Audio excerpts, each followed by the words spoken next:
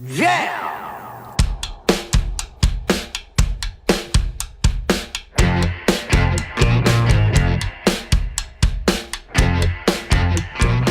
It's Josh Williams here, and welcome to another bonus episode of the One Man Podcast. Today, my guest is a great friend, a great comedian, and a buddy who came up with me. We both started stand-up comedy and rose to where we're at now together. Matt Watson, welcome, my friend. Thanks for having me, Josh. Oh, you are so welcome. I've had you in so many ways. Matt and I always dick around. We are close. We've done a lot of stuff together. Gift wrapping mainly. Yeah, we've got, okay, so I don't know where to start. That's the hardest part I've had with this podcast, because typically people I'm super, super close with haven't been on in terms of interviews. But I guess maybe I'll start by letting everybody know, why I wanted to have you on the podcast. Because I've got a lot of great friends in comedy, but I need it to be, I need it to be interesting. And I'll tell you, out of the 400 people I know, no, I'm joking. You've got a very interesting, you basically travel the world doing stand-up comedy, living out of, your vehicle. And we're not going to dive right into that right away. I'd like to sort of structure it so people sort of get organically going. But over the last few years, you've done something that I got to say I've really, really admired, which is that you're like, I'm doing this stand-up comedy thing and I'm going where I need to go. Like, do it all over North America, all over Europe. And you're now living effectively in the UK. Yeah. Wow, that's amazing. Yeah, and like I said, there's just so much to talk about. I don't really know how to sort of structure with everybody what it is we're going to be talking about, but I'm going to do the same thing that I do with everybody else, which is to ask, how did you get started in stand-up comedy? What made you get started in stand-up? I think that the first inkling was I was taking a Police Foundations program at Algonquin College here in Ottawa, and there was an English program that I was taking that there was one component to it where they got each and every student to go up in front of the class and just talk for, I think it was like 4 minutes, something like that. And you had to do that without looking over at the teacher and saying, is my time up? How much time do I have left? Really? And I went up there. That was the whole point of the assignment. And I To not look at the teacher and ask how much time you had left. She didn't care. Was it about what being you said. nervous talking to people, like addressing? I believe so. Okay. I didn't, as you know, I didn't end up following through on that program. I'm not a police officer, but I guess what I can take from that is that they stand in front of probably their peers, maybe, to explain, I don't know, the murder that just took place or whatever. I don't know. And they gave zero structure on what you were supposed to talk about. Just come up here, talk for 4 minutes. That was honestly it. And at the time I was working at a Dairy Queen, and I told a story about these girls that came in. They're having their bachelorette party, and they wanted to order a cock on a cake, and somehow I made that like 4 minutes long. Did you put the cock on the cake? No, I wasn't. I wasn't a cake designer, or a cake artist, as they would call it. So there was a girl in the back, Ariane. I believe it was like her first or second day, and I got her to do it. But there's different size cakes, 8-inch, 10-inch. You can see how I really dragged this out. But the class, they laughed, a few times, and that was my first that was the first spark that I was like, oh, hey, this is something that I've never really thought about before, but maybe it's something I could do. Yeah. Were you like a class clown type? I mean, not at college, but I mean in school. Were you the class clown, or were you just like, eh? There was something about getting a laugh in class that was just so addictive. I wouldn't necessarily say I was the class clown, but I remember we were reading some sort of Shakespeare in grade 10 or grade 11, and I was doing that thing where you look ahead and see what your line's going to be. Right, and of course. I don't know if it was Romeo and Juliet. One of the lines was "Hell no," but people in our class were saying, "Oh, hell's no." So I said it like that, and it just got a laugh in the class. I don't know. There's just one specific You're like, moment it's that I old remember. English, man. Yeah, that's exactly it. Yeah, so the teacher in college ended up, she was a little, she disciplined me for the language. Fuck of off. saying, Really? Good choice of words. Yeah. Really? Fuck you. Yeah. No structure, but then turns around and tells you, But hang on. Yeah. That's a pet peeve of mine. It's like, you don't give me anything to work with. And then so when I take it on myself, you're like, well, not like that. I'm like, well, then you should have put that in the fucking rules in advance. I hate that too. Yeah. whenever you're doing something, whether it be like, even if it's like a I remember this is really specific, but like I remember like doing like sit-ups in grade 7 or grade 8.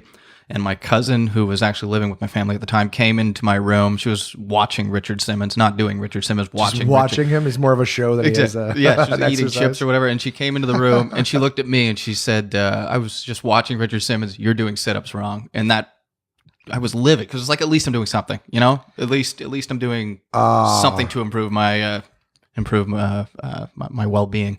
And she was just sitting there eating chips, and she was criticizing. I might be exaggerating that part a little bit. I don't know. She was actually sitting there. She was dipping chips into ice cream. Yeah, into mayonnaise. Yeah. Okay. So you got the laughs at college. How soon afterwards did you go? Okay. Well, you know what? I got to find.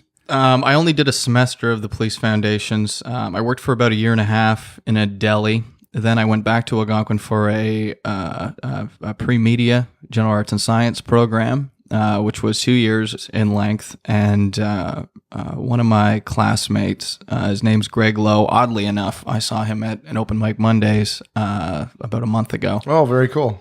He, his girlfriend that he was dating at the time, had convinced him, or I think he told her at one point that he wanted to try comedy. Greg Lowe, yeah, he was on the show. He wasn't just there watching one. Yeah. He told his girlfriend that he wanted to try it. And then Greg told me this actually like a month ago. Apparently, I'm the one that really. As soon as he mentioned to me that he wanted to try stand-up comedy, I guess my eyes lit up and I was like, oh man, I've always wanted to try that.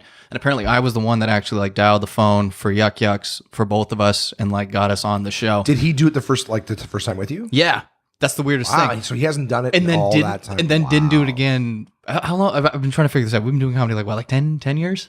Getting there. Somewhere around there, right? 9 for me. Okay, so if you're 9, then I'm probably okay. So yeah, I'm probably like 9. But anyway, so that was so cool for him to be getting back into it again, like 9 years later.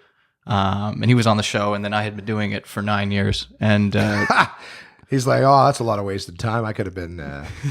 So he suggested the idea of trying it. Yeah, and you go, yeah. So you called Yuck. So this was what 3 or 4 years after that Police Foundation. This was like 2 years later. 2 years later. Okay. And then after that set where I told that same story, that was my entire set, the cock on a cake story. And I was hooked, man. That high that I got, that natural high from being on stage. I decided I would finish the 2-year program. And then the second I was done, I was going to do comedy. That was just that, like, that was as soon the as plan. I got this, I'm never going to use it again, and we're going to do comedy. We're doing comedy. That That was exactly it. Good for you.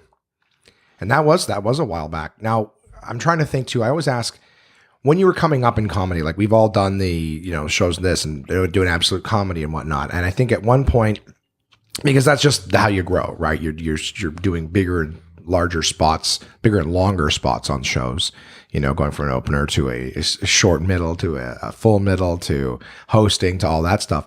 And you and I were coming up the same rate. And then I guess at one point, you and another comic, Chris Timms, how did you guys decide? You guys did something called the Relentless Road Trip, where you were basically driving westward from Ontario to do the comedy clubs at West and along the way. How did you guys come up with that, and how did you plan it? I was working, I think I was either a middle or hosting the Absolute Comedy in Toronto. And as a comic, you got some time during the day. So I don't know what exactly sparked it, but I ended up just kind of researching all of the comedy clubs in Canada. I just made a list of them. And when I got back to Ottawa, I'm not sure why I picked Chris either. I think Chris was always a go-getter and always able to break stuff down into simple steps to accomplish goals. So I brought that list to him. And he has this big, at the time he had this big whiteboard in his room. So we wrote out the entire list. And then from there, we just broke it down. We created a list of, I think I started by calling all of these clubs, seeing how far we could go, like to get a hold of, the actual person who's in charge of booking. If not, get an email.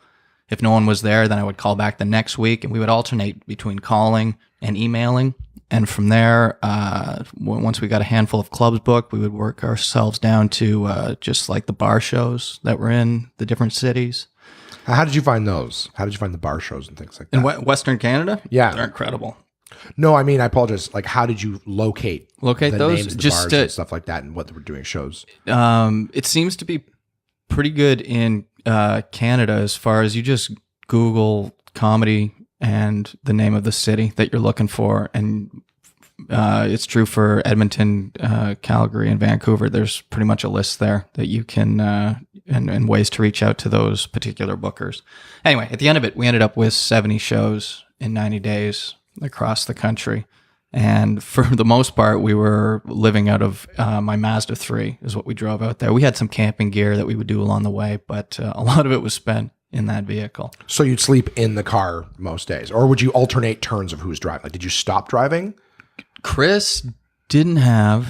Does Chris have a driver's license? There was a reason why he wasn't driving. Oh, wow. Which, yeah. If you want to talk about something that may have started me living out of a vehicle and just being comfortable driving long distances, that might have been it. The fact that I had to do all the driving. That's exactly it. And ever since then, like I don't have a problem with driving any sort of distance at all. I'm very, I enjoy it actually. I find it really relaxing. It gives me time to think. Right. I honestly do most of my thinking behind the wheel, to be totally honest with you. I find that the act of having to do something else like driving is sort of clears up a little bit of the anxiousness and whatnot. Kind of helps you get that whatever they call it, the devil off your shoulder, the monkey off your shoulder. Is that what it is? I don't know. I don't know if there's an expression for it or not. You said monkey earlier, so maybe. Oh yeah, when I was talking. Talking about handing off tasks. Yeah, but it does help you get or your muse. Is that what it is? Maybe. Because I know for me, if I just sit down and stare at a paper, immediately that voice of all the things I have to do starts getting in my head, and I can't focus on what I'm trying to do. But when I'm driving, I'm already doing something. So if I start thinking about something else, like I actually can think clearer on that, as opposed to two different, it's almost like two radios next to you, one radio next to each ear, both playing something different. But I guess when I'm driving, that's one of the radios, but it's not distracting. It's because it's a simple task that you've done a million times. So you don't. It sounds dangerous, but I guess your mind can wander at that point, and it allows you to play with whatever's going on in your. Well, I put music on when I read. Okay. Because I can't just read. If I'm just reading, I'm also thinking something else. But if I've music on something, I've referred to it before as like two inputs. Is that like there's always two inputs in my head all the time. So I'm basically, if I'm not doing anything else. Right? If I'm staring at a piece of paper or whatever, I'm thinking two different things at the same time, and it's distracting. It's bouncing around. But if I've got music on, then that other input that I'm trying to do can just be that one thing. So it's almost like driving or music, or sometimes it's TV on while I'm trying to fall asleep. Just distracts from the mental circus. You know what I mean? Of just thoughts, anxious. So I can totally, getting back to what you're saying, I can totally relate to being able to just, hey, when I'm driving, I can just think. And that's sort of what it is. Unfortunately, that's when I think of the funny stuff too. There's no pen and paper, and I'm like, well, these are all great ideas that'll never see the light of day. But the reason that we ended up calling it the Relentless Road Trip was we had a conflict with one of the club owners that we were trying to get a hold of. It was the owner of, or the guy that books the Laugh Shop. He wasn't getting back to us, and nothing annoys me more than not getting zero a response. Communication. Just respond and tell me you don't want me. I am more than okay with that. But at the time, and particularly too, like that guy was seriously underestimating the amount of time I had. I was gonna get hold of him. I was gonna get a hold of him in some way, shape, or form. And he ended up finally responding to one of our emails, and the opening line was, "You guys are fucking relentless." So that's how we ended up coming up with the name of the tour. We ended up working that club because he ended up booking us the same time that we were co-headlining Rumors in Winnipeg. So you finally got through. You got a yes, but you couldn't do it.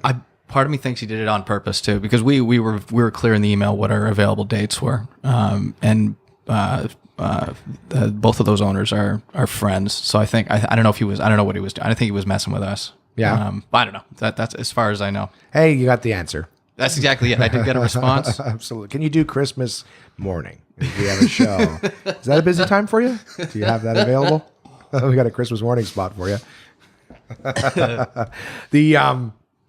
So what were so for that first trip, what was some of the, how do I say it? Like, what were the logistics in terms of travel for you said you guys camped, right? So I'm trying to phrase the question for the answers. Basically just, What did you guys do to make it? I would imagine occasionally you got a hotel or a motel or something. At the time, I was working at the Hilton Garden Inn near the airport here in Ottawa.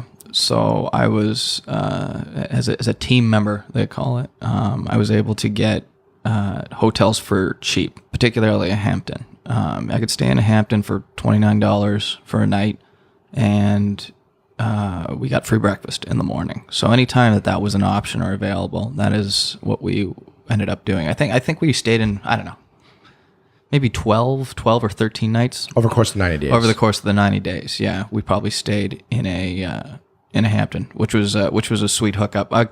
Chris also had any of the camping we did too. We were trying to do everything was on the cheap, like as cheap as we could be. So we ended up finding, like, I remember this one place in, I think it was Squamish in BC. Yeah, it like there was no map for this forum or whatever, wherever Chris found the location for this free campsite, but it was like a treasure map. It was like not handwritten, obviously it was in type, but it was just the way it was written, like go, just directions made 8 minutes down this road, make a right at the old barn. 8 minutes at what speed? Yeah, that's exactly you know what I mean? It was that kind of thing, and it was like actually like we felt like it was like kind of a treasure map to find. We ended up we did find that campsite, and it was free and it was beautiful.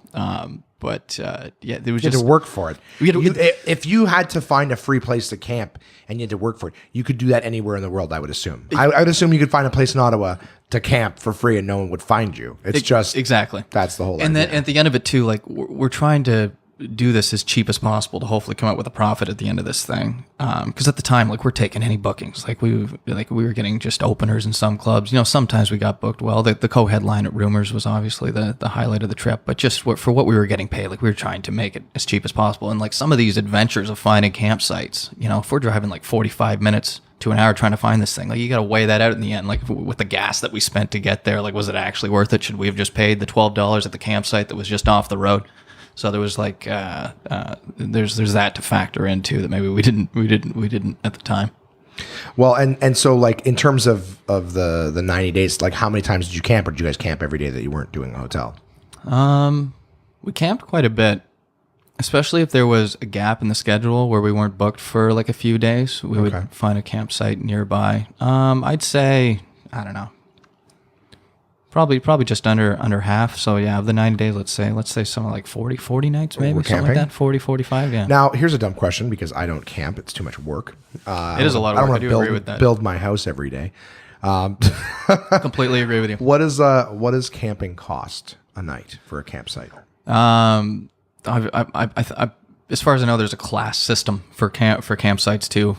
So like if they got camper? wood on site, or if they've got I see, if they got actual toilets, if there's electrical sites, all of these things will raise the price of the campsite. But like a hotel room too. So like if you went and got yourself like let's say the motel site level.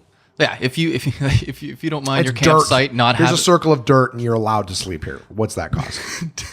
I don't know, like $15. Fuck that. I'm sleeping in the car. Fuck that. It's just as comfortable. If you're going to wake up with a sore back, I don't know. I'm going to have a lot of people who are outdoorsy hate me for this. But if you're going to wake up with a sore back because you're sleeping on the ground, you're basically, the difference between sleeping on the ground and sleeping in a tent is a thin layer of plastic. The way I look at it, or vinyl. Yeah, Chris was hardcore at the time too. He had very little like mattress or anything. I think I had like an air mattress that I was using. Oh, so you actually had, see, I'm talking like in a sleeping bag, basically just lying on the floor of it's like a tarp. That's all the bottom of the tent is. It's a fucking tarp. Yeah. Okay, you really never camped before. Yeah, I've done it like 4 or 5 times. It's always the shittiest tents, always the shittiest sleeping bags. But I'm like, I see people buying. You put anything under the sleeping bag though? Well, I didn't have anything. I don't have camping gear. I don't like being homeless. Oh man. Yeah, no, you got to put something underneath. Chris has pointed this out to me too. Like, well, what did you guys put then? So I'm sure you're, again, I know now I had an air mattress, you're like the fucking. As far as I remember, I know. Yeah, dude, you could teach a master class on fucking homelessness and sleeping in your car. Well, that's exactly it. Like the contrast of then and now. Yeah, and we're gonna get there. Fun of me we're gonna get there. But what did you guys use then?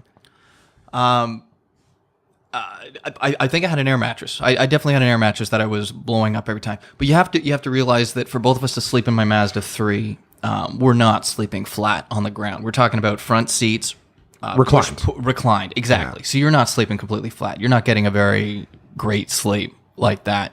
camping was definitely the better option because you could actually lay down. Right. That, and for the love of God, we get some space from each other. We had our own tent. It's a lot of time spent with one person in a very finite amount of space. So you did have your own tents? We did have our own tents, yeah. And you had a tent and an air mattress that fit in your tent? Yeah. And you just, yeah, wow. Okay. And of course, cooking equipment as well? Because cooking camping, equipment. You gotta eat. I wasn't much of a camper growing up either. My my mother, Sue Watson, that you've met before. I love Sue. She fell under. You better make her llisten to this too, because I want her to hear all the stuff we're talking about. She falls under the same class as you. That why would I want to set up my house every night, especially for her too? Because as a mother of 5, like she's making supper for everybody every night, and camping for her was like, okay, now I got to make.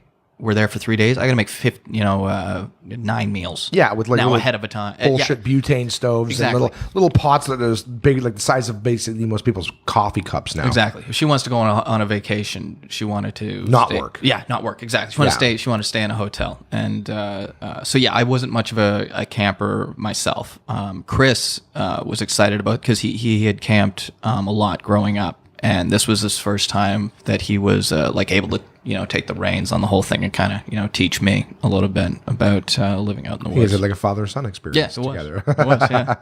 So that's okay. So again, most time, and then I guess when you guys were not camping, not hoteling, you were in the car sleeping. We were in the car. So you would just sleep. You would have a steering wheel. You'd wake up with a steering wheel in front of you every day. Yeah, exactly. That's great. It is again, not necessarily then, but if we fast forward a bit, like any time that I woke up in a vehicle, it's just kind of cool that you put the seat up and you just put your hands on the wheel. Yeah, you just it's like a space movie where they come out of the pods and they just sit down and they're fucking computer travel to. That's exactly it. Yeah, you just wake up and ready to go. Boom, I'm in motion right now. Yeah, exactly. I guess I'm going. My toes aren't. My feet are still asleep, but we're going. Yeah, well, like I said, I mean, to me, like the idea that you guys sat down and planned, and I think that's kind of what I would need too. If I was to do something like that, I would need someone else to help plan with. Just every time my brain starts to float off, it's like, let's get it back on. Because like the idea of going across the country and doing shows at different bars and clubs and in different provinces and cities and things like that, that's to me that's amazing. I hadn't been. I think at the time, like I had performed in Toronto, Montreal, Ottawa. Small towns. Yeah, I think I had done one show in the States, like in Baltimore at a club there, and that was it. I cannot give Chris Timms enough credit for even where I am right now. Just opening that door and just kind of even he didn't know exactly what he was doing, but somehow. But everyone doesn't when they're doing it for the first time, and most people, I mean, myself included, use that as a reason to not try. Yeah, because dude, not only that, but you guys 3 months. 3 months, like you quit your jobs and you went out there. Yeah, we both did, and that's amazing. Now this I wanted to ask too because I talk about making sacrifices, and since then, and we'll go into it. You have continued to travel. When you guys came back from that, I was super excited to see you guys because I'm like, I can't imagine the growth doing 70 shows in 90 days. You know what I mean? Like that's the idea. Quit your jobs, go somewhere for 3 months, just do comedy, do what you love. All sorts of different places, people, like the connections that you would make. All of that is so romanticized in my head. I'm like, that's amazing, right? And it's cool to see it.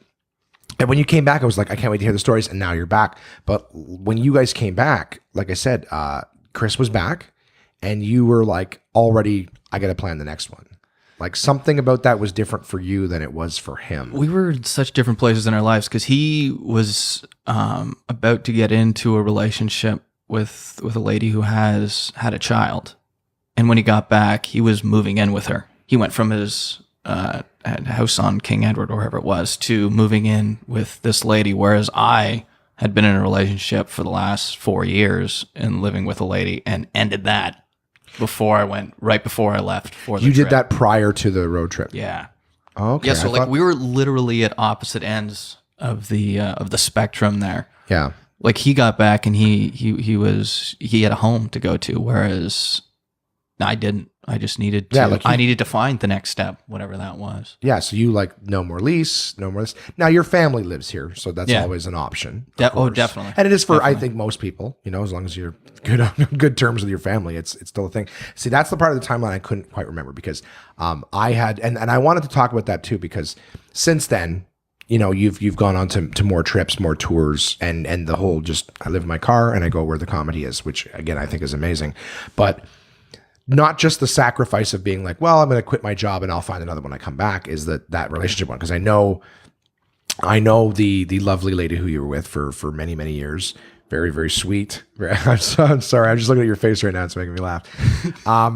As you were with her for a very long time. And I know that a lot of things you guys were doing before that. You moved in with her. The last place I was sitting here, I'm remembering your place, in the Glebe when you were living with, your old roommates and stuff.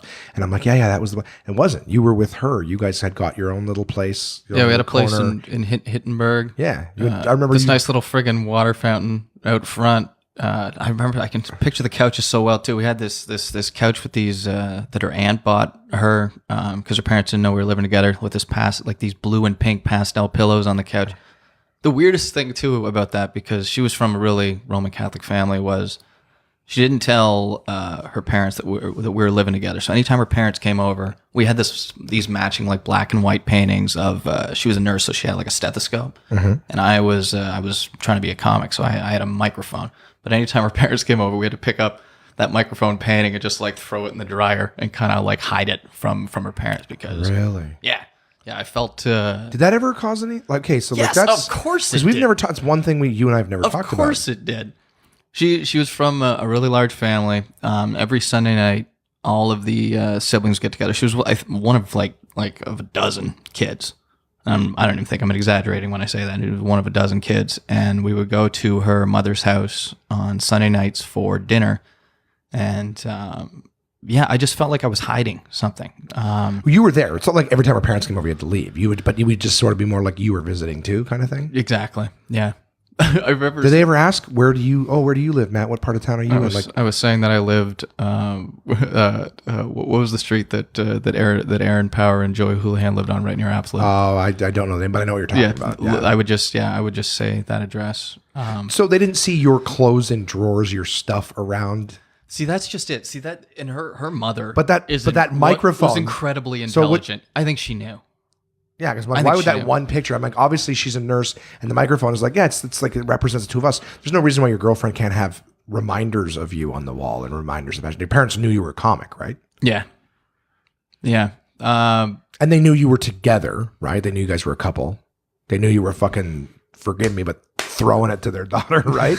It's not like you guys were friends in a prayer group or some shit, right? Yes, but the such a traditional Catholic family. Like it felt like even though the mother, I'm sure she's not naive, she's a very smart lady. She knew what was going on, but at the same time, I feel like it just wasn't talked about. That was the weird part too. Like even like the older siblings, like we wouldn't talk about it with them. Like I just felt like, I don't know. So that's interesting to me, because I did not know that until right now.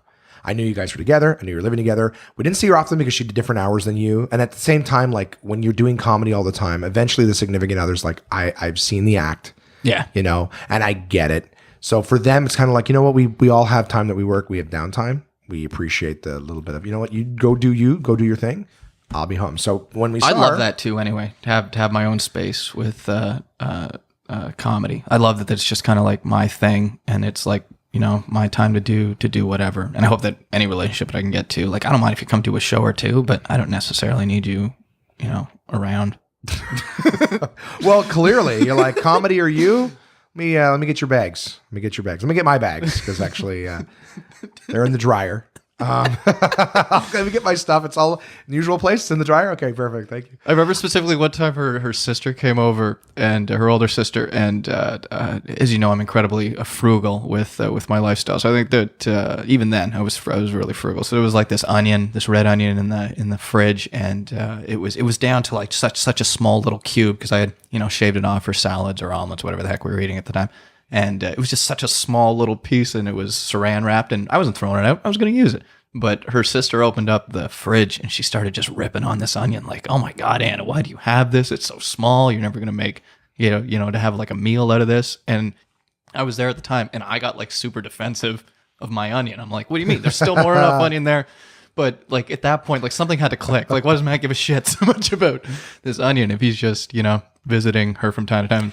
You know what's funny is sometimes we think, because we think other people are onto shit more than we are. You become Do you know what I mean? 'Cause we also paranoid. Oh, yeah, absolutely. Yeah. Absolutely. Like I watched that Joe Schmo show years and years ago on Spike TV.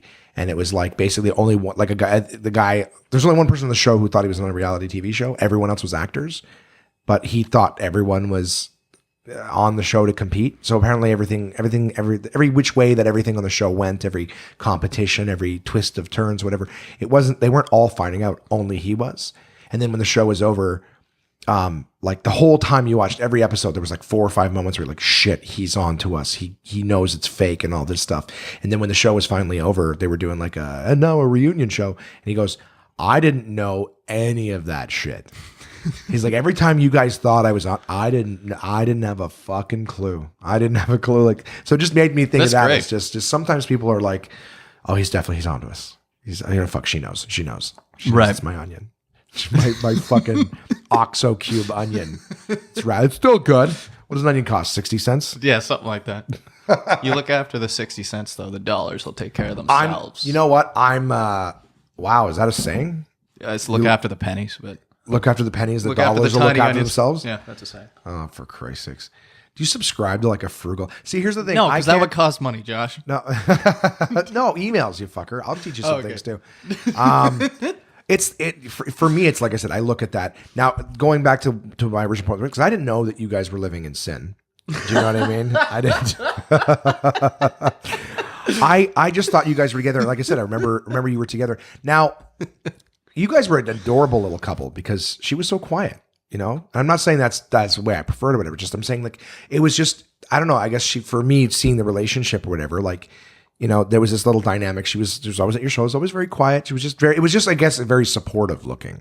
Was that, you know, she gave you your space. She's doing her thing. She supported what you did. You never were like, you know, I got to make a decision. Every time you talked to me about it. And my relationship with Crystal, you know, I always look at things like, okay, well, I admire what that person's doing. And I look at it. And like I said, for me, I was like, I can't. That sounds amazing. Just go for 3 months and go do stand-up comedy. But I would be incredibly lonely. I would miss, you know, my girlfriend. I would miss the kids.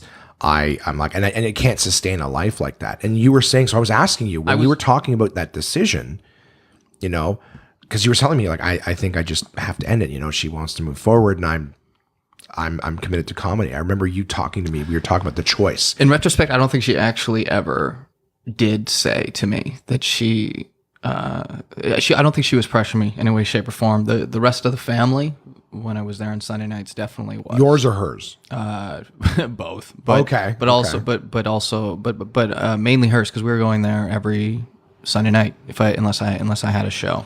Right. And it just kind of came down to the fact that I had fallen in love with comedy first.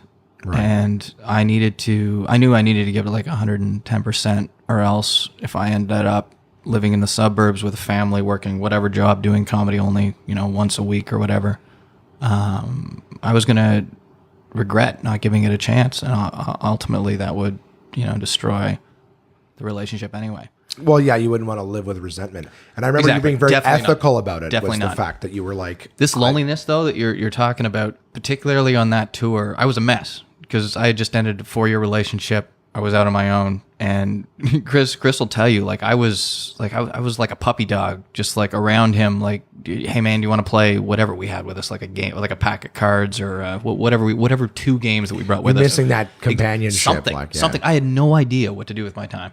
Like and I see it now sometimes with like when I'm at home with my little siblings. It's like I didn't need space. I didn't want space at the time because I didn't know what that was. You know, I was either at a comedy club with fellow comics and friends, or at home with her. So just having all of this free time to myself, like I didn't know what to do with myself. Right. Well, that's the thing that I mean, again, not to make it about myself, but the relatability is like right now. I live here and I have a reasonable amount of alone time and personal time. You know what I mean? Like I'm by myself. Crystal and the kids, I guess she's got a very busy work schedule. She's with people all day, every day who need her. And she comes home, she's out with the kids that need her. And then the only time we see each other is on the weekends. So for her, she needs a little bit of her time. I have lots of alone time. I need together time. She has lots of together time with people, social time, if you will. Right. And she needs a little alone time. So every now and again, she'll be like, is it cool if we just have a night, you know, you go do your thing and I'm always like, but I, you know, like that's how my feelings. Oh, but I need to. So I think it's one of those grass is always green. It's got to be a balance. Yeah. And so that's the thing, to go from like having it and then just gone. Yeah. Is I can totally see like, holy fuck, there's a big gap there. You forget what you did with yourself. Well, before that. Yeah. Like 4 years of time with somebody, like you just don't remember how did you fill all the hours in the day? And I remember I've talked to you about that since, because even that Relentless road trip was a few years ago now. Yeah. And I've asked you since, like, because again, it's something that I recognize a lot of the things that you thought and decisions you made. I recognize thinking them myself, and that's why I look at it and I just go, you know, I've brought her up since and said, do you guys still talk to each other? So you basically say happy birthday to each other. But there's no real contact aside from that. That's it. Yeah. Yeah. And I'm happy that we still do that though. Well, absolutely. I mean, and I've talked to you and you say, yeah, I don't look because I've asked you, do you ever look her up on Facebook and you've said, well, I can't do it. It hurts. I can't do it. Why would you do that? Right. So is there pull a pin out of a landmine? Or of a grenade? Well, I don't think I would do that. I totally agree with you. I guess it's one of those, part of me is going like, obviously you still stand behind that. Is there any regret?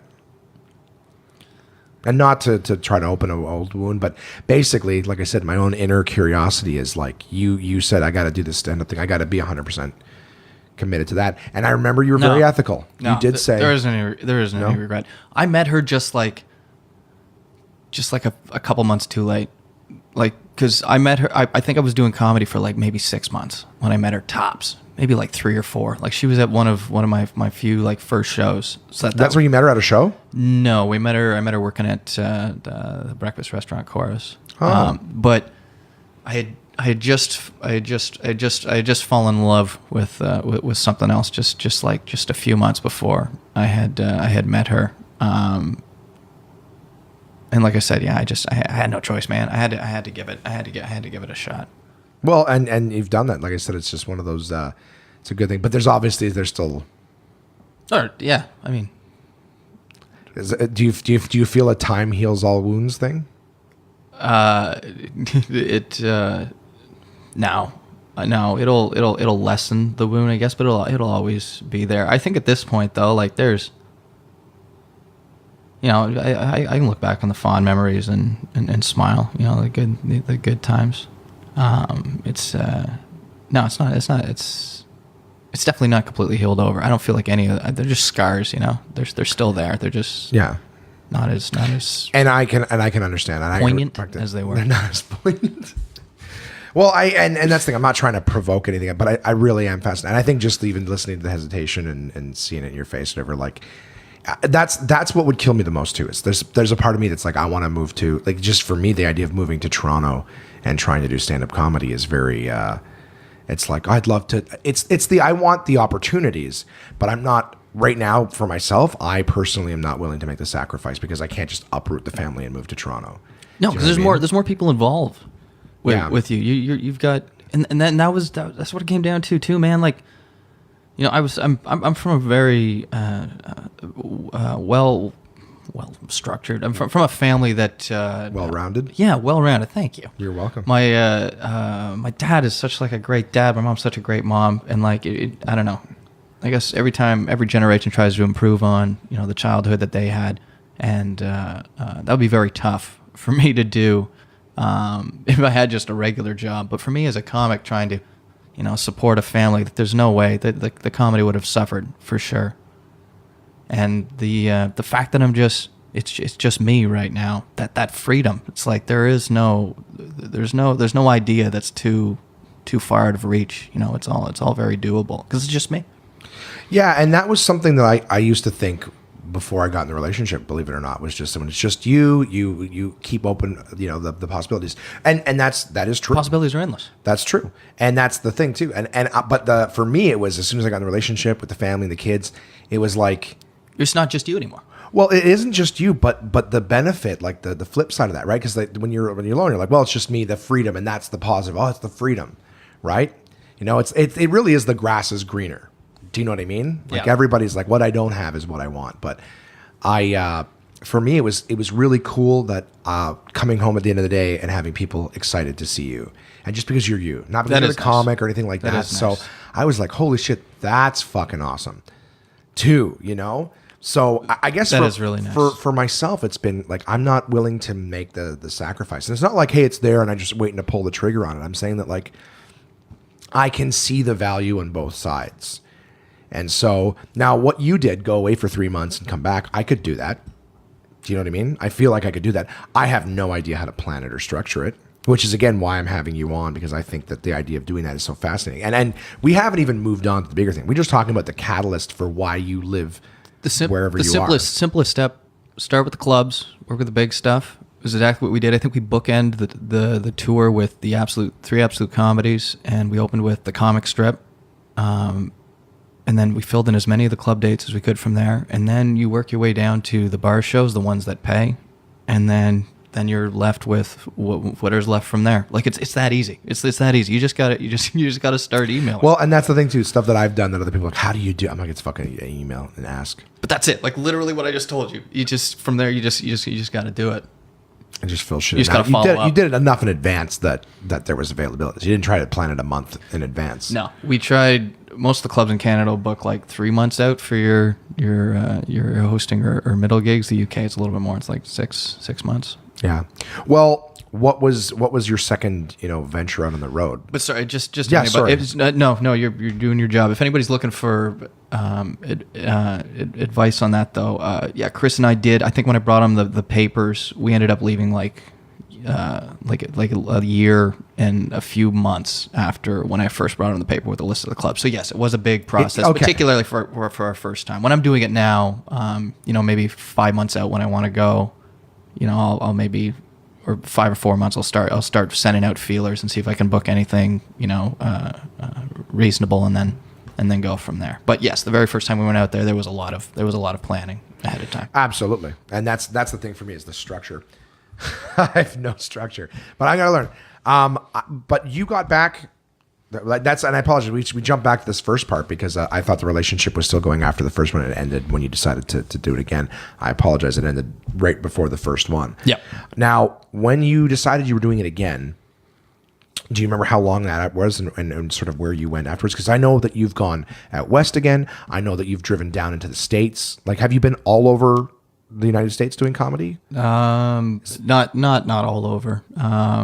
New York and the West Coast for the most part. From that very first tour that Chris and I did, who booked me? There was some I don't know. One of the contacts I made from that first time out there wanted me back like 4 or 5 months after I got back. So that kind of everything that Chris and I, all of the framework that Chris and I laid down from that very first time that we went out there, those contacts have just grown and the relationships have just blossomed, and it's just created more work and opportunities for me, all from everything that went down that first time. I think I've been out there like 5 or 6 times since then. That's amazing. Something like that. And was it you who was house sitting in Los Angeles? Yep, that was me. Yeah, you were house sitting for someone in Los Angeles, and you did some shows. That was a comic that you met somewhere, right? I met her, working in Saskatchewan. Rachel McDowell is her name. She's very funny. And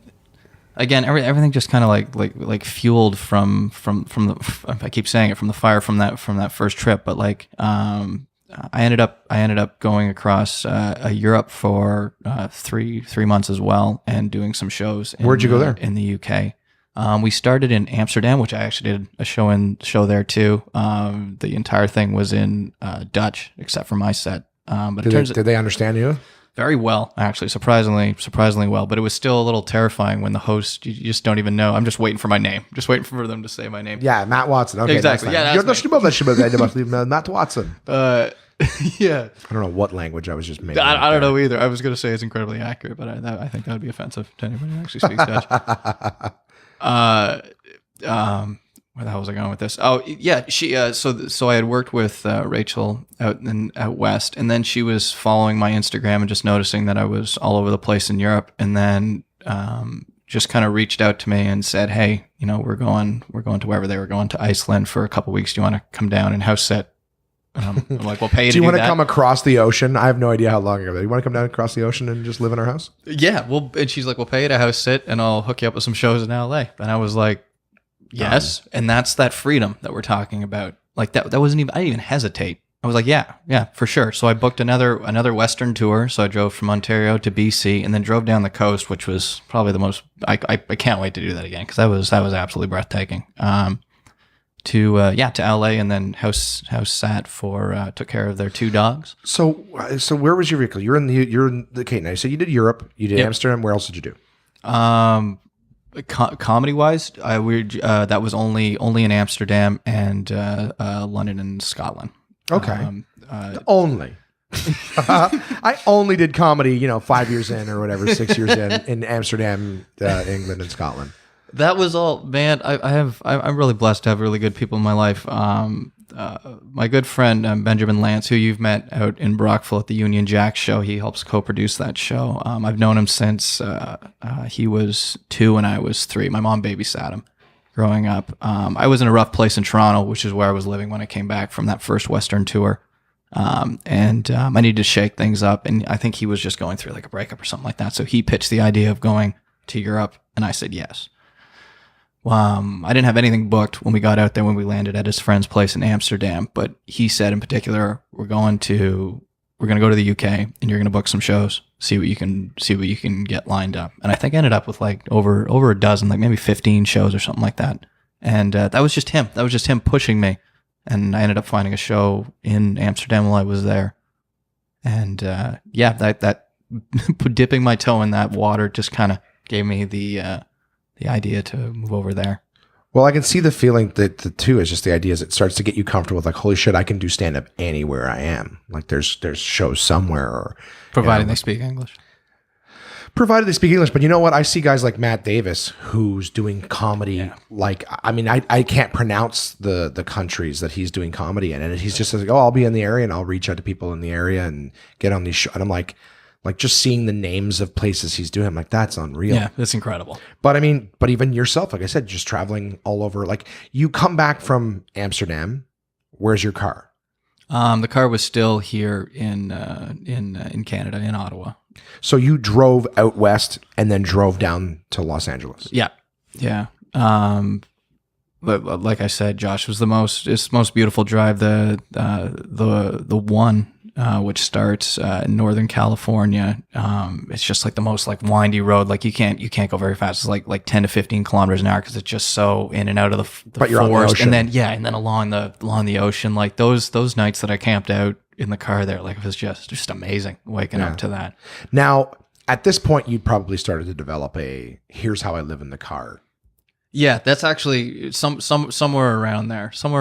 Like I had been doing it. But not really like promoting myself as such. But I think that tour down to LA was like finally when I was embracing the idea of what was going on. Yeah. So what do you need? Like I want to ask 2 different things in that same area. So you know what? I'll start with this one because I think it'll be shorter and I'll remember to ask the second one is, have you had the vehicles break down on you? I mean, I'm done.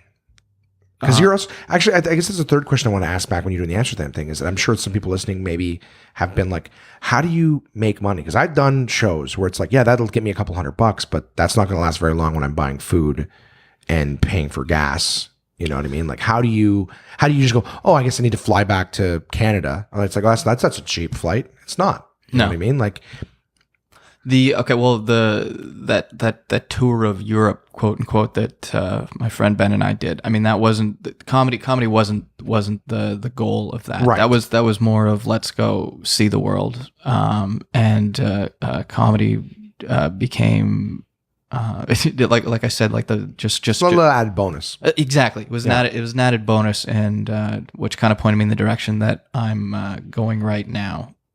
we did rent a Kia while we were around the UK for around 30 days, and I was pulling him down to my level and showing him what life was like living out of a vehicle, because we did stay in that for multiple nights. And it was cold too. Got to like minus like 15, I think, on our first night, and we were not prepared. Like, we just had all of our clothes on in the car, and he was going to kill me. He was going to kill me as I was putting him through this. And you're still learning at this point. Oh too. yeah, at this point, yeah. Right. I don't know what the climate's like in the UK at the time. It was my first time ever being there. I was just like, this is the cheapest way for us to do it. We split the price on the car. The deal was whatever monument, historical, tourist site that he wanted to go to, I would drive us there.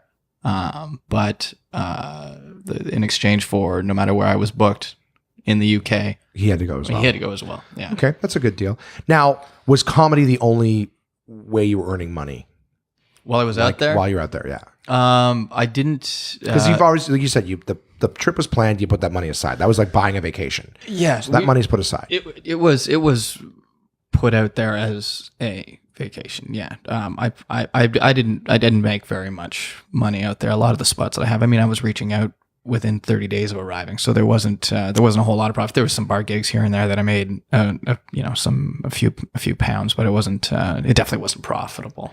When you were doing the States, when you came back, you were doing the States, you were doing the house sitting and all that stuff. Like, I guess right now, are you working? Right now I'm not, but I did. I've been saving for this trip over to the UK for the last year, I think. Okay, and how long are you in the UK for? It's a 2-year visa.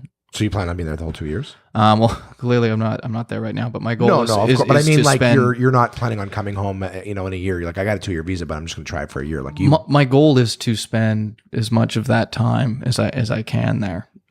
To go to as many clubs in as many cities as I can and get my foot in the door. In my mind, to be to be a working comic, or I just need to find. There's 52 weeks in a year. If you're working at a club for a weekend and then not again for another year, that means I need 52 clubs. I need 52 clubs, exactly. Yeah. There's not enough here in Canada, so let me see what I can do over there in the UK. Yeah, and the States as well. States is very difficult.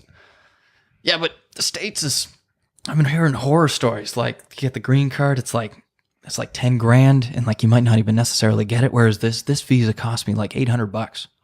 Right. It just seems like a no-brainer to me. Yeah, no, absolutely. Keep trying. I mean, I'm thinking travel. I'm like, I can drive down to the States in 8 hours, and I can. Yeah. It's a lot cheaper than flying everywhere. Definitely.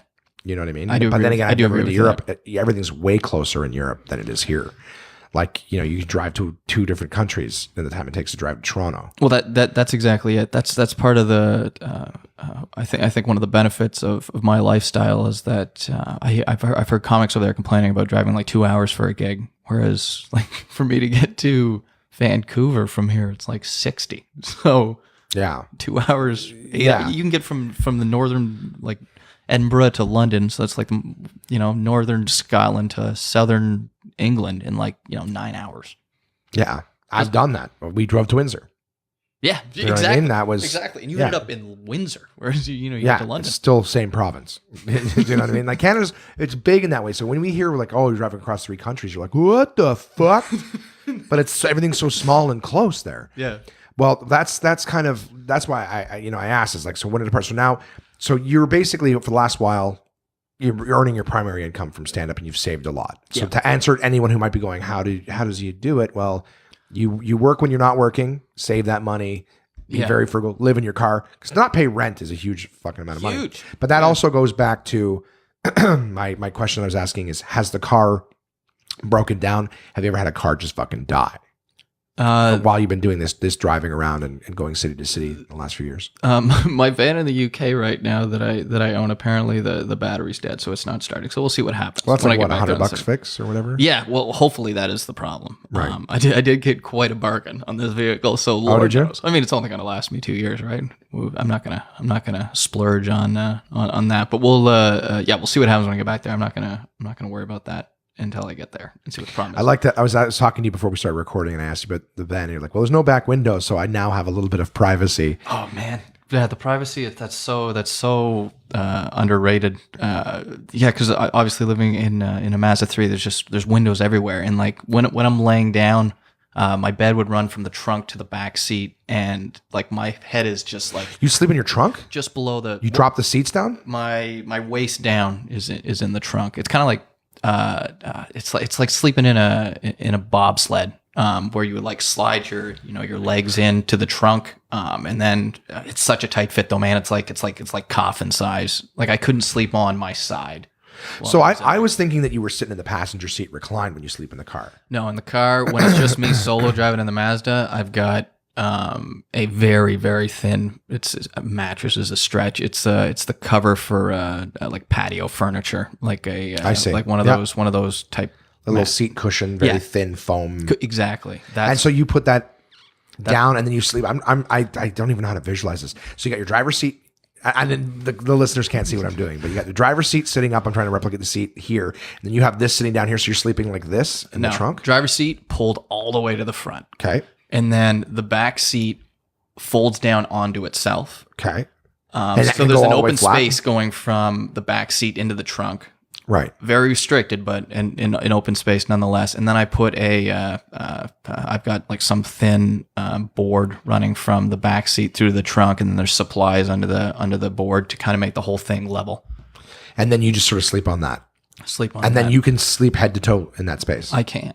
Very tight, but I can. Ideally sleeping, I like to sleep uphill. Can you roll over, or does the trunk space I can roll over, but it does hit my hips, so I wouldn't sleep comfortably on my side. Either probably on my stomach is how I like to do it. A little aggravating because I like a knee pillow, so I do like sleeping on my side with a knee pillow. But I don't. You'd have to, I would imagine, in that. Well, it's just not an option in there. So, anyways, sorry, Jason just entered the room and is staring at us like we haven't been down here for an hour talking already. Speaking of work, do you want to leave your car and do a spot at Velvet on Friday? Are you out of town this week? Yeah, I'm actually in Windsor this weekend, Friday, Saturday, headlining the Comedy Quarry. There you go. So a little opportunity for a plug. God almighty, are they getting desperate? You just asked them too. That's how you get booked in Ottawa. You do a podcast and the booker just runs the room. Hey, want to do a spot on Friday? It's 2 days away. I'm booked well in advance. Very organized. That's what you get for interrupting. All right, sorry about that. So basically, you sleep in the trunk. That's where sleeping happens. Half of me. Okay. Waist down to the trunk. That's what I mean. But I mean, you're making use of that space and the seating space as Yeah. well. Because I thought passenger seat, fully reclined, night. Like that's what I thought. No, I actually get to sleep completely fine. Man, it's pretty comfortable. I'm not even going to. Maybe I've been lucky with picking the times of year that I've been traveling to, but it's actually quite nice. Yeah. Yeah. I actually can't. There's been multiple times where people have asked me to stay like at their places, and I've taken the car over it. Also for my own material output, I feel like the more time I spend in the vehicle, the more I'll be able to develop, hopefully, some more jokes about actually being in there. For my artistic integrity, right, is what keeps me in that vehicle. Well, you have. I remember, like I've seen Instagram videos of your car getting towed.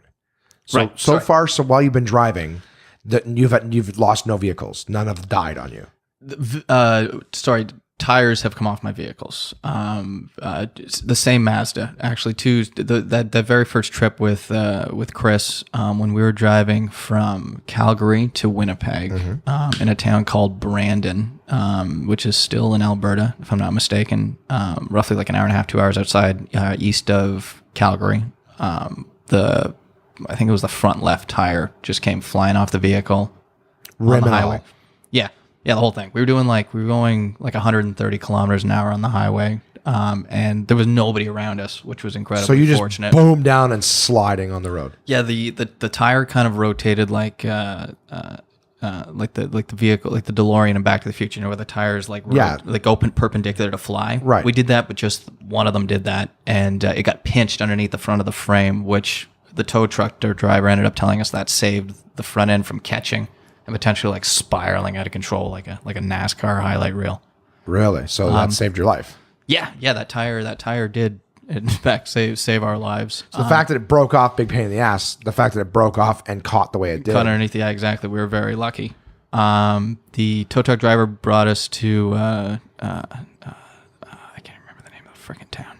Doesn't matter. Some small town. and we ended up taking a Greyhound from there to Winnipeg to catch our week of shows.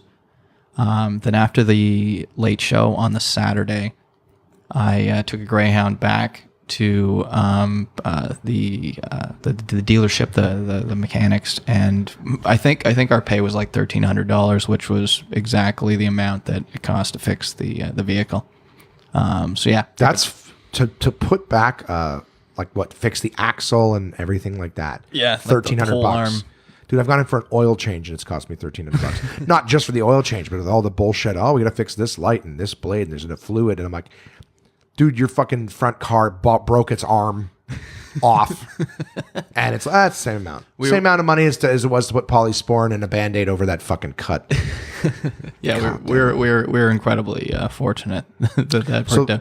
We that did screw us though. I think we were going to come out on top on that tour, but that $1,300 definitely put us. Now, is that the same Mazda that's parked outside in the street right now? Yeah, she's still going. So that one fucking car that you've got is still doing all of this and it's still going. It's still going. No other issues? The last time I was out there, which was this past summer in June, the other tire came off while I was in Vancouver. It just seems to be, I don't know if that's Broke a Mazda off? thing. Yeah, broke off. Luckily, this time, I think I was just turning right somewhere. And it just breaks. Like Yeah. we're talking busts off the axle.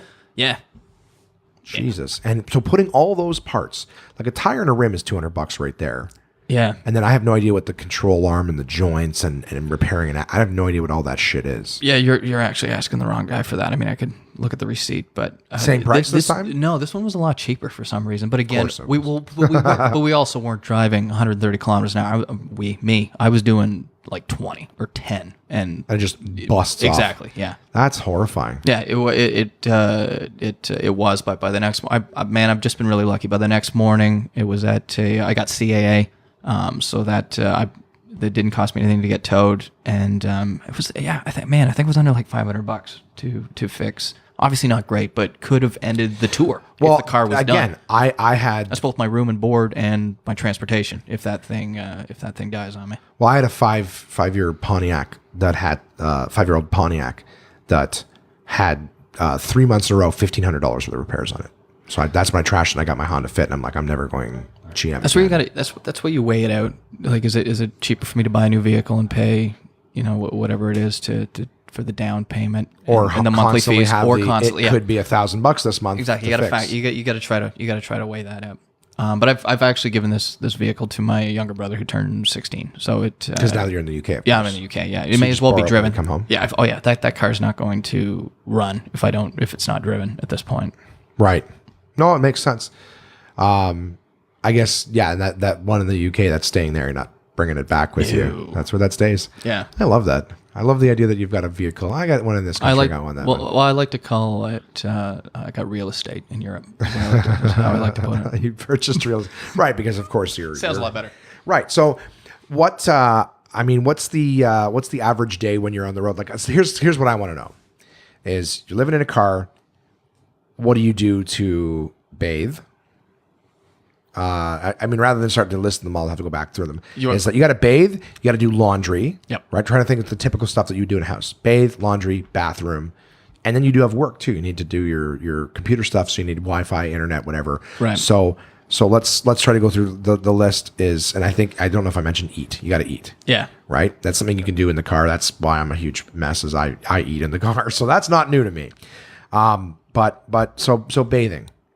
What have you got for that? What's that system like now? My goal when I go back over there will be to get a gym pass where the gyms are in. I was doing some research. One of the gyms that are in multiple cities in the UK, and that's going to be how I solve a lot of problems, because like they'll have Wi-Fi in their main like lobby area where I can sit and do my work there. They'll have showers. Heaven forbid I actually use the gym and try to improve my quality of life.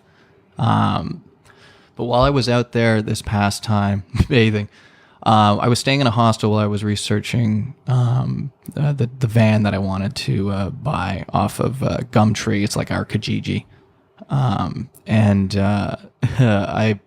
Once I bought the van and started using it, I would park it near that hostel that I was staying in and just kind of kept using their facilities. Yeah. So like I had stuff in their fridge. You know, I would use their shower.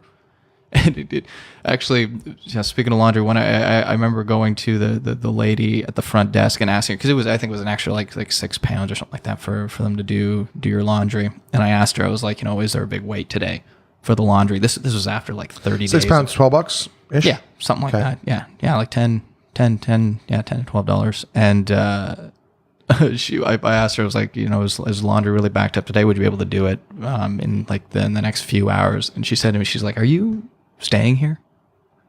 And that's when I had to come clean. I'm like, no, I'm not at all. So I was caught red-handed at that point for my shenanigans. She wasn't upset. She just said it was weird, which is true. That is a weird Well, you go behavior. like, hey, I'm kind of a unique story. Now you'll be able to point people to podcasts. But like, if you really want to know, just listen to this episode of the One Man Podcast. It sort of explains everything I've gone through. But I mean, like, I guess that's where you're at. Yes. Where you're at now. So you use laundry services, basically, where you drop it off, you pay them, you pick it up later? Yeah, it seemed really, again, I've only been over there a few months now, but I went to so many laundromats to try to see if I could do it on my own. And I think the cheapest place I found was a dude who does it for you, was even cheaper than doing it on my own. Then no brainer. So it was like, I think I found a place The only for thing is £5 or £6. The only thing that would suck is if it's like, we do it for you, it's cheaper, but it takes 8 hours. So Right. for you, if you're always on the go, the idea is that turnaround time also costs something. Like I got to leave in 3 hours. That It's is cheaper true. if you do it, but I'm going to pay more money so I can get the fuck out of Dodge. Right. Now, when you were still over here doing, because that's part of the fact, I've seen pictures and stuff like that. But again, when you were over here, because you've been doing it for years, you've been in the UK for what, 6 months? It's only been like 3. Only 3? Okay, sorry. Time seems to fly by. I can't get a grasp of it. But when you were over here and you were doing all these road trips, how were you were showering and things like that? Like, would you do the same thing, laundry and laundromats or services? Laundromats, yes. Obviously, anytime I was staying at in one of the condos the clubs had me in, that would be an opportunity to wash stuff and shower and actually sleep in a real bed. I was well set up in the Mazda. I had a camping shower that held I think it was like 5 gallons of water, and had it was a black bag, so I would put that under the glass in the back side of the Mazda, and it would heat up over time, and then I just hang that anywhere. Well, not anywhere. I mean, anywhere you're willing to bathe and wash yourself. Right. Which I imagine is hard to do in the middle of a metropolitan city. Definitely. But around the outskirts, very, very doable. Very, very Yeah. possible. Well, you've got pictures on your Instagram and stuff like that of you showering Depending on how much you want to see. outside. Yeah, exactly. Well, that's a great place for people to sort of see it, because again, we're talking about it. It's hard to see it. So laundry use services, showers, the goal is to get a gym membership, whatever, but effectively Yeah. was sort of popping into hostels here and there and Yeah. and using those. I'll end up with a gym pass. That's the long term Right. goal. And so for work, basically you just find I know here you'd find a McDonald's, a Walmart, somewhere where it's going to have Wi-Fi. Exactly that. And also Walmart parking lots, you're allowed to park in overnight, right? I've been told that. I've never actually done it. I've never had any trouble, at least in Canada, parking along the sides of any highway, like any pull-off area. There's even time I've seen signs that like they'll say like no overnight parking, but I can't see anybody coming up to you, knocking on your door. I've had it so many times. Really? Stopping for 30 minutes to get some rest. Waking you up the fucking waking you time. up and saying, Canada hey, and the US. you saying, I'm sorry, man, I was just a little tired. It felt unsafe to Yep. drive. And the person saying, get back on the road. Single time. Oh my God. Every single time. I can't believe that. Yep. Every fucking time. Yeah. So that's why it's amazing In the to middle of me. the night. The middle of the night. Yep. Early in the evening, late at night. Pulled off. I had it one time when I was on the side of the highway, and they're like, you're going to get hit. You got to get the fuck off here because you're in a black car. And I'm like, okay. So that seems sensible. I'm like, but I'm sick. I was actually sick. I don't know if I've ever told this story. Literally side of the highway, or did it have like a little bit of a... No, like we're talking like the gravel, the fucking shoulder. Okay. Well, Yeah. So, but that I got. But I was so sick, like puking and diarrhea, that I was so dehydrated. And there was nowhere for me to pull up. Like I was passing it every 20 seconds. So I'm like, I have to pull over to the side of the road because otherwise I'm going to drive into oncoming traffic or off the road. Like I don't have a choice. And they're like, well, this many kilometers down here, you take a side road, then you go straight for. I'm like, I'm going to fall asleep before then. And at least on the highway, if I start to slide off the road, those rumble strips wake you up. Right. So I'm like, at least if we start to veer off the road here, I go, but if I have to pull off the road and now there's stop signs I can just blow through asleep and get T-boned or something like that. Like, Yeah. I don't know. For me, it was horrible. But I mean, like I told him, I'm dehydrated. Give me 30 minutes of sleep so that I can actually focus. No, you got to go. And of course, by then I couldn't just go up the highway and pull over again because they've already warned me now. So now I'm not listening, and I put myself in whatever. Same thing when Kamara and I went down to the States. We pulled into what looked like a gas station, but I guess it wasn't done yet. It was still building it, but it was the middle of the night. We were exhausted. I slept. 10 minutes later, knock on my window. Cops are again, always the fucking cops bother me. Always. So that's why I asked, is that like, I'm going, okay, well, where the fuck am I allowed to pull over for 5 minutes? Because I find anywhere with, if you find any place where there's big transport trucks, like big those big like vehicles. the en routes and stuff. Yeah, exactly. They're not even necessarily en routes. Like just anywhere where you see a bunch of those trucks lined up, clearly they're allowed to sleep, and I'll just pull in my tiny Mazda just alongside. I'm like you guys. Exactly. Yeah. I feel like I'm getting like I'm the small spoon next to these trucks. Like I'm just getting cuddled by them, and I feel safe because like I'm sure they're okay or whatever. I feel like you get I get a gut feeling anyway of whether I feel like the environment is safe or not. Right. Also, I've slept in hotel parking lots where, from my experience working in the Hilton Garden here in Ottawa, they're not checking. Your car would have to be there quite a long time for somebody to actually come out and tow it. They've told me, even after I wasn't even working there anymore, I think I called them like 2 or 3 weeks after ditching my car there and then taking a flight to Western Canada. And I called them to say, hey, my car's in the parking lot, don't tow it. And they told me there on the phone that like they weren't going to tow it for like another couple of weeks because it's just too expensive to get the whole thing done. So for you to park in a hotel parking lot overnight, you're probably, you're safe. You're good. Yeah. As far as I know. Yeah. Well, fuck. They're not sending somebody. It'd have to be a pretty busy, like unless it's like downtown Toronto. But if you're in a pretty like, they're not sending somebody out there to check all the license plates. That's what I'm saying. Like, to line them up with the people in the room. They're not doing that. I'd park in a Unless it was there Costco for a long parking time. lot or something. Exactly. Like, do you know what I mean? I'd find something and go, who am I bothering? But again, with my luck, like I'd be the single solitary car in an empty parking lot, and the cops would come and go, "Why are you here?" You know, like that's just things. It's always the fucking cops. Don't be in the empty parking lot. Go somewhere where there's more cars. Yeah, but then I'm like, okay, but am I allowed? Oh shit, no, night security is here because that's. I don't know. I'm always like. That's really that's really taken me aback because like I've honestly never had. Had anyone knock on your window and go, "What are you doing here?" I had one lady somewhere in the States. I don't know where the hell I was, but one lady, they were like, this was outside of a hotel. And they got back from whatever concert they were at, and they were drunk, noisy neighbors. And she ended up like knocking on the window, but I heard them talking. Like she was just trying to make sure I wasn't dead, right, like in the back of the vehicle. So ultimately, like, how can you get mad at that?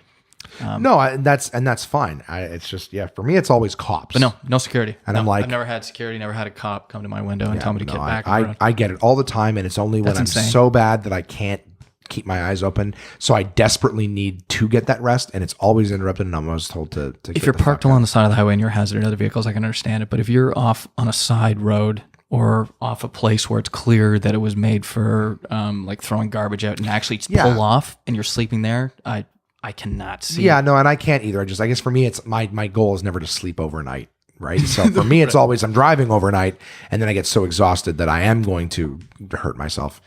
And then I'll just, park sideways on the highway. Why are they waking me up?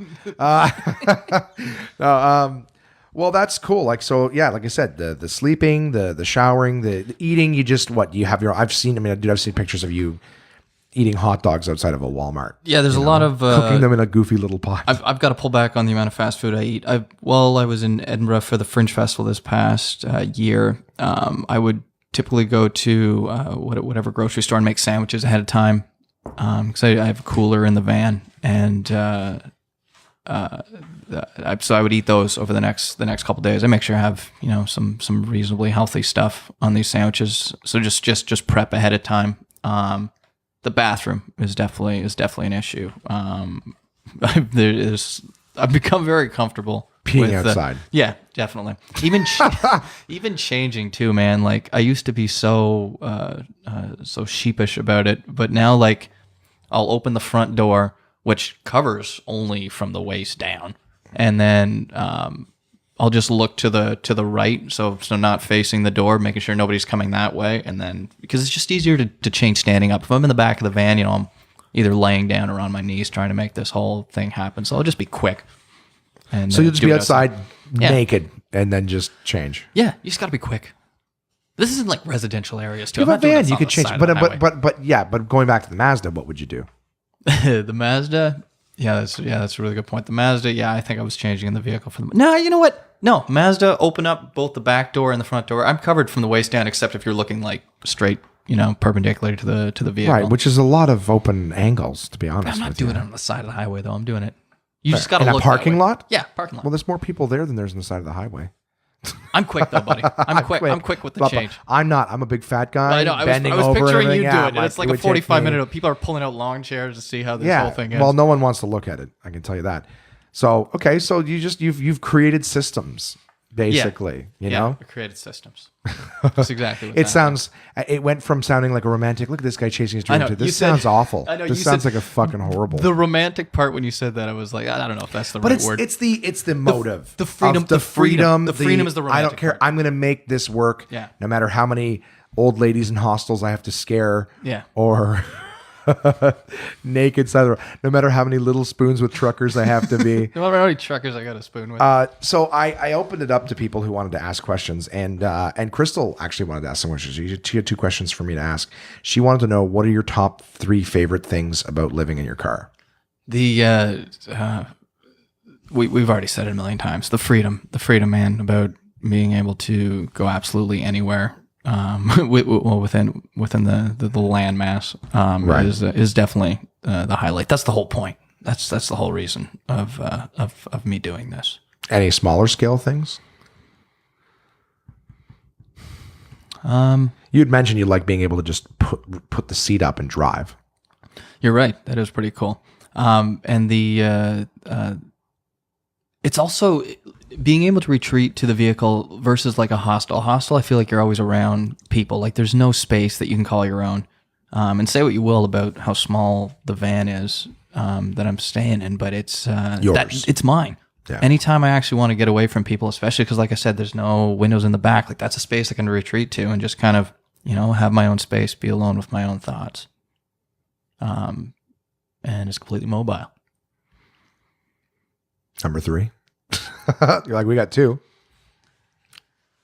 Number 3. I don't think we can count the put the seat up and drive, but it's your space. Now, I guess what I could ask. The efficiency?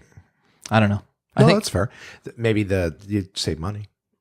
that is true. Let me too. answer for you. Yeah, I'll just you feed got little you lines. got some good answers for Well, me. I guess I'm just thinking too is one of the things definitely we the talked cheapest before way to was do the it, bro. loneliness. The first trip, very lonely. Like you said, you were like a little puppy with Chris. Yeah. Now, I'm much now, do you find that you want to go back to your own space? I am afterwards? so comfortable with this lunatic that I am. It's probably a little bit unhealthy. Like I'm like recluse now. yeah. Well, that's just it, man. Like Your hermit shack has wheels. yeah, exactly. Being in a comedy club, no matter where it is in the world, gives me a sense of home, like of just belonging. So that's where I can get kind of like a feeling of familiarity. Shit. Sorry. What were you asking? What was the question? The questions are top favorite things about living in the car, but I asked if you've gotten comfortable now with being just with yourself, and you said yes, effectively. Yeah, very, very, very much comfortable on my own. The other question Crystal had for you is, how different is it doing comedy in the UK? It's a different beast over there. The format is different. They like they have intermissions because most of the bars don't have, or the clubs don't have, servers coming around to take drink orders. So the show's going to stop. You're going to kill the momentum, and then you're going to restart it up later. Also, you're doing shorter amount of times on stage. I've heard the headliners do like 20 minutes each. So instead of being like a 40-minute headliner at the end, it's like 4 headliners, 20 minutes intermission, That's 20 exactly minutes, 20 it. minutes. Yeah. And then the compere, or the host, is doing time in between. What's the name? Compere. That's what they call them, the compare. Yeah. The compare. Or host. Okay, they do say host still. Okay. Yeah. Yeah, they know what you're talking about. Comparison is the death of happiness. No, I'm kidding. Just joking. That's stupid. I don't even know what that word means. I'm going to look it up. Obviously, it means host, or fucking pretentious British name for host. I would imagine it means host, yeah. Okay. Well, there you go. So it's just different in the sense of timing. Do you find, like, I've had lots of comics tell me different stories that they like to heckle more. Heckling is a big part of the show in the UK. Depends on the show you're doing.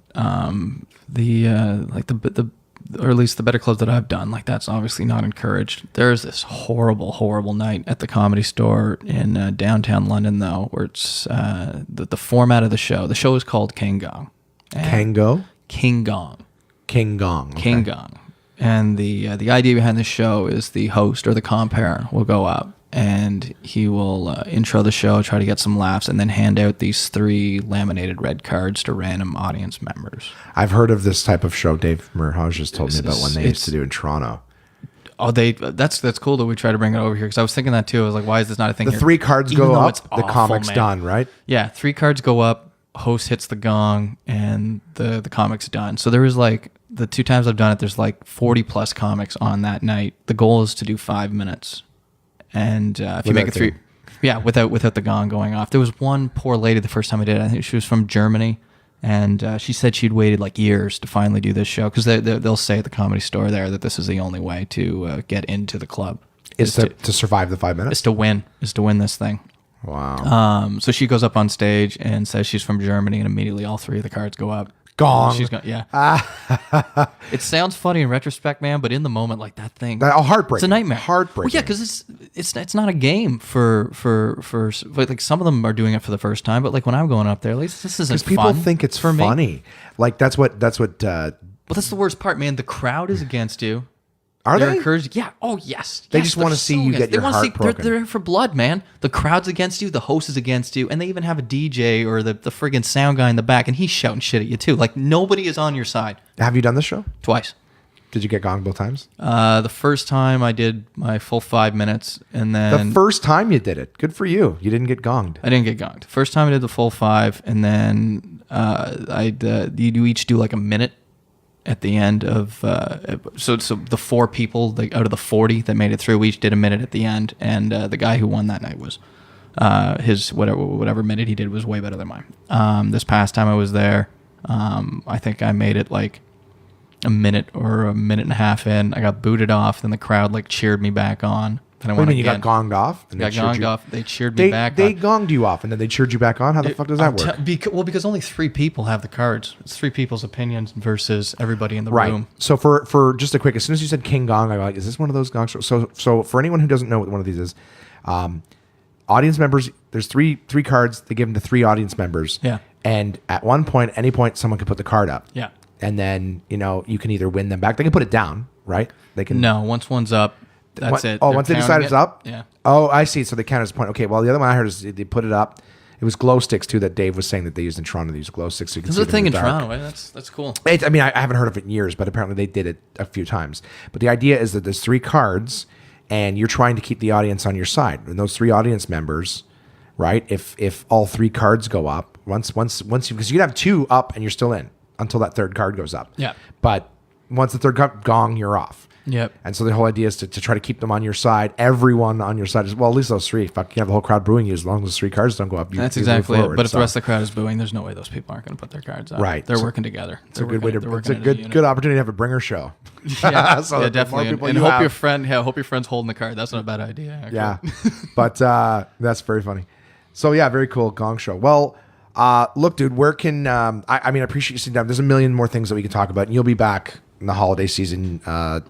Matt and I always wrap presents every single year, dude. We started by talking. I know, about it. and Never even I'm dove looking at into this stupid fucking day job is going to have me. I will have to cut it short, but I mean, we do. You and I have a million stories of things that we've done over the course of the years. We could talk forever. But I just want to say that I do think it's super cool that you're doing that. I love seeing your Instagram posts of just the different things that you do to maintain this vagabond lifestyle. But where can people see you and your stuff? So social media. Yeah, the Instagram is at Matthew Watson with 1 W between Matthew and Watson. I thought I was being clever, but it's just really making it very difficult for people to find me.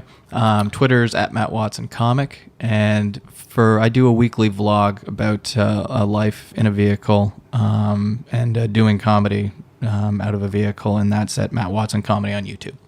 Very cool.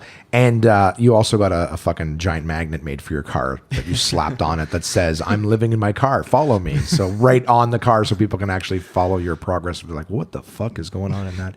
Do you leave it on overnight outside so if someone approaches the vehicle? I do. I don't have it in the van in the UK. I'm trying to be a little more stealthy there because I don't know how frowned upon it is over there. But I've had somebody. I was driving between Calgary and Edmonton, and somebody passed me. They were like honking at me, and I looked over. I'm like, oh man, did I just what did I do? Did I swerve or whatever? And the dude holds up his phone like while making up eye contact with me, and it's my Instagram on his phone, and he hits like right in front of me. So I was like, hey, that made the magnet worthwhile. Absolutely. And people will do it. I thought it was going to be that the guy had followed you previously. I've been following your progress, man. Well, dude, listen, I really appreciate you taking the time to chat with me. We'll hang out again at Christmas time, wrap presents. Be safe until I see you in the next couple of months. And anything else that you want to plug? Like you said, you're at the Comedy Quarry. Yeah, I'm at the Comedy Quarry this weekend, Friday and Saturday in Windsor. So yeah, this drops on Friday. So they'll perfect. basically have 24 hours to see you when this episode comes out.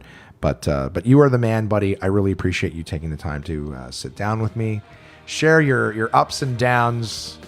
I mean, they're both. It's a matter of perspective. Are they ups? Are they downs? Thanks for having me, Josh. Dude, you're always the best. Thanks, man.